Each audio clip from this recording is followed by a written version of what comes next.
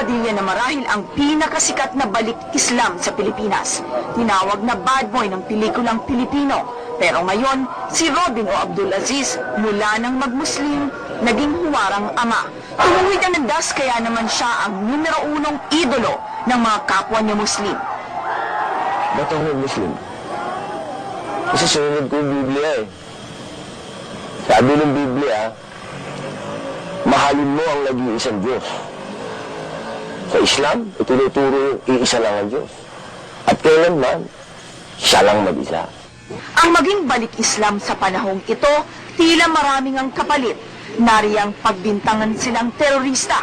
Kahit si Robin, paulit-ulit nang naharap sa airport tuwing pupunta sa Australia para dalawin ang pamilya niya. Ang una nila itatanong sa'yo, oh, Mr. Padilla, meron kang connection sa mga terorista, pinatawag ka, makita pa sa... Yes, excuse me. Ito ka muna, dadaling ka muna sa isang kwarto nun. Kausapin ka muna doon. Medyo, ikaw, kwento mo lang ang buhay mo, 10 years. Backward, papunta, ilang oras yun, naharas ka na. Batang matanda, nagnanais masilayan man lang si Robin. Magulo daw dito sa bayan ng Sulu dahil sa bakbakan ng militar at ng rebeldeng Abu Sayyaf. Pero sa araw na ito, iba ang pinagkakaguluhan ng mga tao. Si Robin Padilla, isang balik Islam na narito ngayon para isulong ang kapayapaan.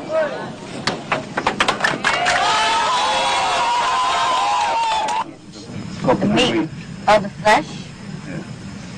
Not flesh. Paggulan ng kamera para sa dokumentaryo ni Robin, kapayapaan pa rin ang pinag-uusapan. We have the abaca and the white. Kahit ako, naimbitahang makigrupo para magbigay ng opinyon tungkol sa gulong nangyayari sa Mindanao. Sa mata kasi ng dalawang artistang Australianong ito, mahirap paniwalaang sa mga payapang tao sa Pilipinas, may puwang pa ang gyera at ang terorismo. At mahirap ding ipaliwanag sa kanila na ang mga balik Islam sa Pilipinas ang nadadawit sa terorismo. I don't think words could describe it. The people here are just so beautiful, and I find it hard to believe that there's a war here. That there is, that it's not as peaceful as some other areas in the Philippines, because the people here, if it wasn't for the armed guards, you wouldn't know. You know, in Australia, any article you read about Islamic culture and Muslims in specific is related to a terrorist. It's related to terrorist wings and right wings, and it's like anything. You have the bad with the good, but we're only opened our eyes to a certain aspect of it. Kung may nagsasabing ang mukha ng balik Islam ay terorismo, una itong pabubulaanan ng anak ni Robin na si Queenie. Para sa kanya, mula nang magbalik Islam ang kanyang ama, mas naging mabuting tao raw ito. My father tells me, you know, you have to try and help our Muslim brothers and sisters who are suffering in, you know, Mindanao.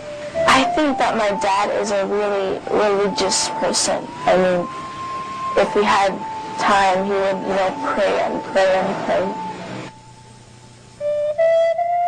Kapag kasama nila ang ama, sinisikap daw ni Robin na imulat sila kung paano maging mabuting alagad ni Allah. Well, in Australia, he's been teaching us a lot about the Quran, a lot about our religion mostly, and teaching us, you know, one day when you grow up, you gotta start to wake up and look through what's happening. Alam mo sa Islam, ang sabi, lahat na nangyayari sa tao, pagsubok mo yan. Kung paano mo dadalhin ng pagiging Muslim mo. Isang pagsubok na dapat lahat tatanggapin natin lahat ng maganda.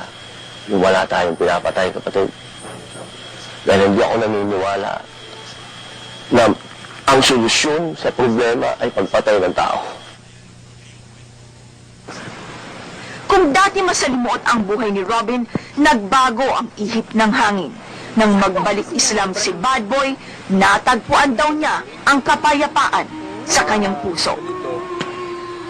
Bismillahirrahmanirrahim. Qul huwallahu ahad. Allahu samad.